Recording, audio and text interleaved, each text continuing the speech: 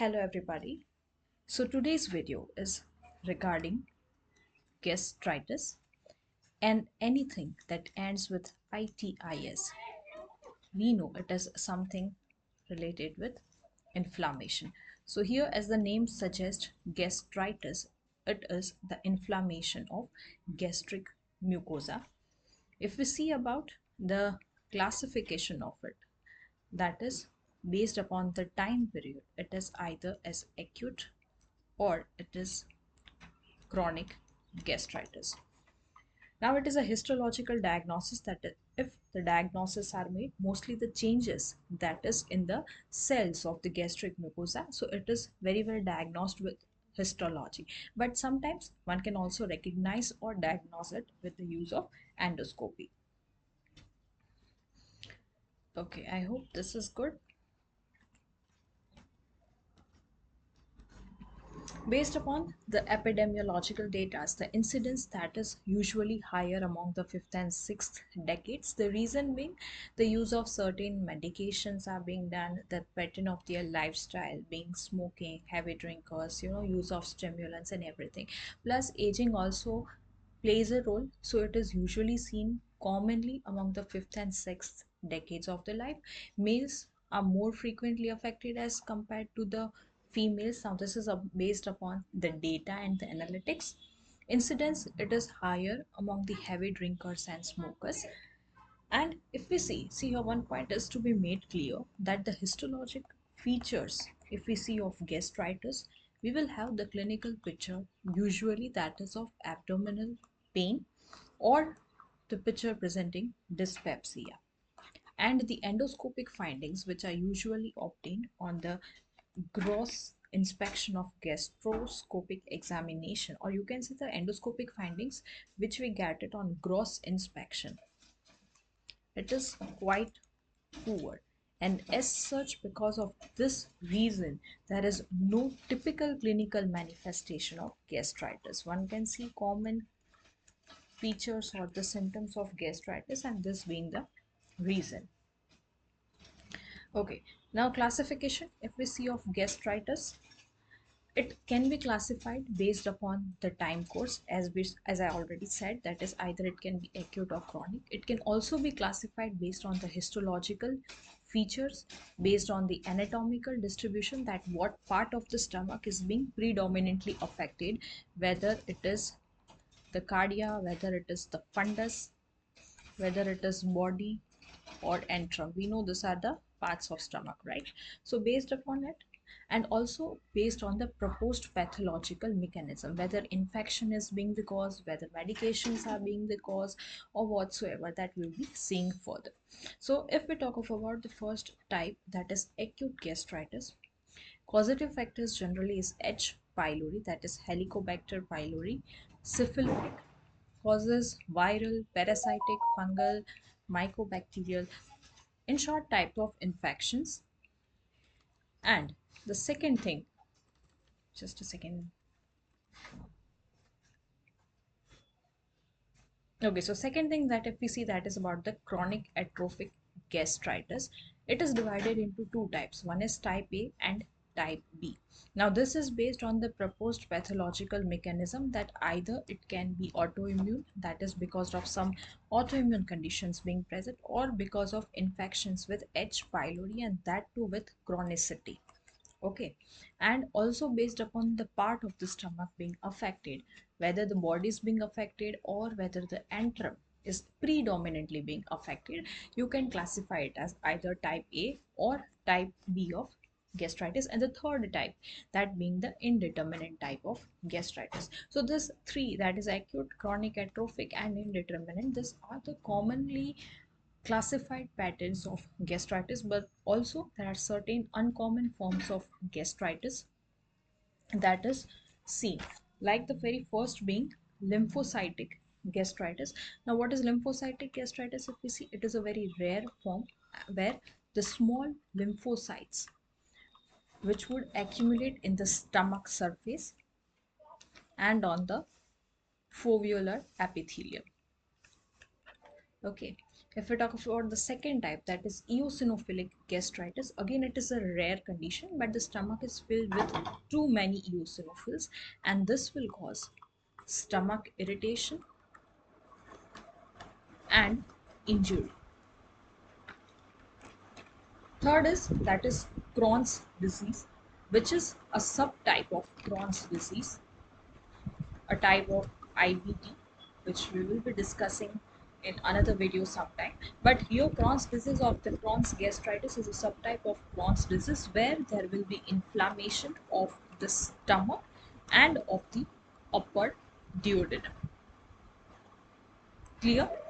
The third is that is sarcoidosis. What is sarcoidosis? Usually, it is a multi-system disease, and that creates non-caseating granulomas, two forms. And most of the gastric sarcoidosis, if we see, these are asymptomatic, so no worries based on the clinical pictures. Next is isolated granulomatous gastritis. Again, it is the inflammatory condition of the stomach lining, but here it is very difficult to diagnose, and it presents with distinct clinicopathologic entity.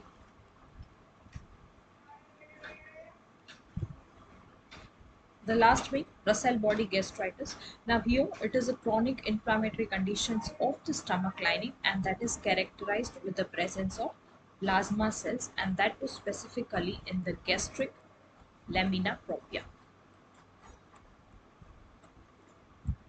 Okay, so these are the uncommon forms of gastritis usually seen. And now we are going to see or start with the topic that is acute gastritis.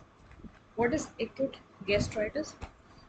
Acute gastritis, if we see, it is an acute infection which is caused by H. pylori. Now let's see what is H. pylori. H. pylori, we call it as either Helicobacter pylori or also called as the Campylobacter pylori.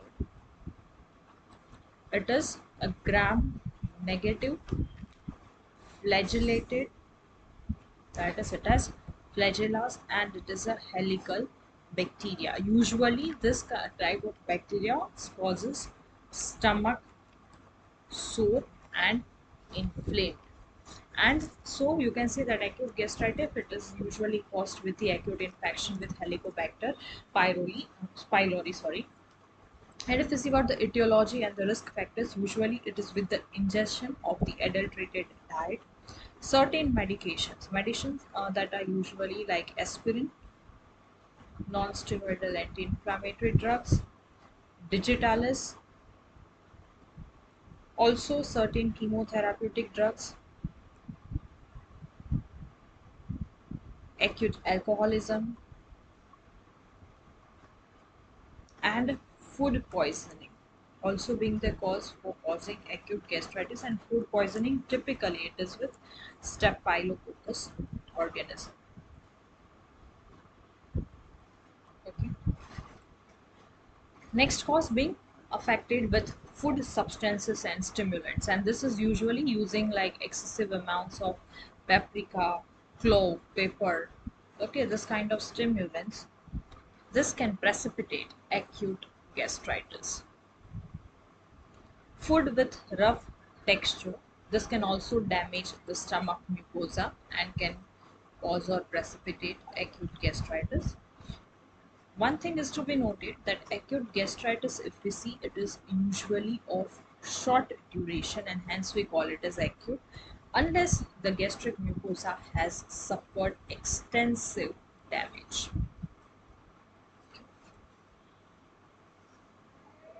Next is regarding the pathophysiology of acute gastritis. So pathophysiology here, the mucosal lining of the stomach usually protects it from the action of gastric acid so that it doesn't get affected. Now this mucosal barrier is usually formed of prostaglandins. Now prostaglandins, it is used hormone-like compounds. Okay. Because of any of the causes that we have discussed, if this barrier is penetrated, then the hydrochloric acid would come in contact with the mucosa and it will cause injury to the small vessels. This leads to presentations like edema, hemorrhage, and possible ulcer formation. Due to all these reasons or the pathophysiology, the clinical manifestations are presented as epigastric discomfort, abdominal tenderness, cramping, belching, reflux, severe nausea and vomiting, hematemesis. Sometimes patient only presents with GI tract bleeding, and this is the only manifestations. Remember this thing clinically, it's important that when contaminated food is the cause of gastritis, usually diarrhea will develop within 5 hours of ingestion. Diagnostic finding. Now, diagnosis that is usually based on the three main things. First of all, we need to have a detailed history of the patient regarding the food intake, the medicines, whatever the patient is being on, and on any disorder the patient is having or not having regarding gastritis. If need be, gastroscopic examination is to be done, and that is with endoscopy. Also, one can go with biopsy of the sample, and that is for histological examination. Next point is about the medical management in case of acute gastritis. That is usually symptomatic treatment. That is antiemetic drugs are given. Usually it is domperidone as in case of vomiting. Antacids are given. That is ranitidine or famotidine as antacids. If the ingestion of non-steroidal anti-inflammatory drugs is a problem, then a prostaglandin analog may be prescribed. And this is to protect the gastric mucosa and to inhibit the gastric acid secretion. Dietary therapy, that is to be said to the patients. That is, initially the food and fluids are withheld until the nausea and vomiting subside. Once the patient starts tolerating food, the diet should include simple, bland diet. So start with it. Avoid any kind of spicy, caffeine, or large, heavy meals, and slowly and gradually one can return to normal diet. So this is all about acute gastritis and chronic gastritis. I will soon be posting another video on it. Hope you like it. Thank you so much.